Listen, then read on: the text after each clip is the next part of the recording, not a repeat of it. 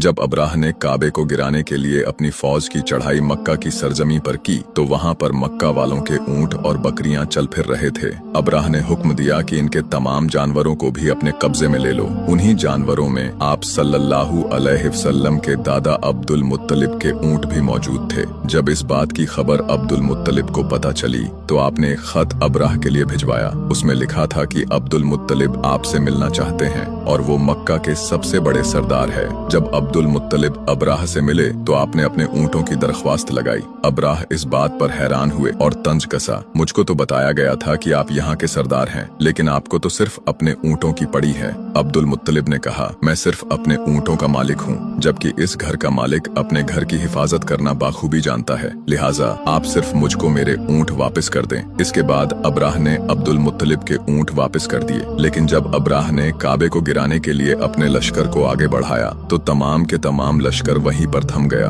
और सबसे बड़ा हाथी जिस पर अब्राह बैठा हुआ था वो एक कदम भी आगे नहीं बढ़ा पाया और थक हार कर वहीं पर बैठ गया। उसके बाद तमाम मक्का वालों ने और तमाम अब्राह के लश्कर ने देखा कि एक समुद्र की तरफ से बहुत बड़ा सिया रंग का एक परिंदों का लश्कर आ रहा है। जब वो परिंदे करीब आए तो देखा कि उनके दोनों पंजों और चोंच में कंकरियां मौजूद थीं। बहुत से इस्लामिक मुअल्लिम बताते हैं कि ये परिंदे सिर्फ 8 या 10 फीट की ऊंचाई पर उड़ रहे थे और इनकी शक्लें किसी दरिंदे की तरह थीं। जब भी ये परिंदे कंकरियां जमीन की तरफ फेंकते तो दुश्मनों के जिस्म से ये कंकरियां आर पार हो जाती।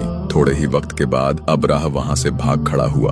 अल्लाह ताला ने अपने घर की हिफाजत एक परिंदे के जरिए से कराई थी। जब नबी पाक पर कुरान नाजिल हुआ तो अल्लाह ताला ने इस परिंदे का नाम कुरान में अबाबील बताया है। लेकिन यहाँ पर आपने एक बात पर गौर किया है कि मक्का से समुद्र की दूरी लगभग 70 किलोमीटर है। फिर वो परिंदे कौन से समुद्र से आए थे जिनको मक्का वाले अपनी आंखों के सामने देख रहे थे?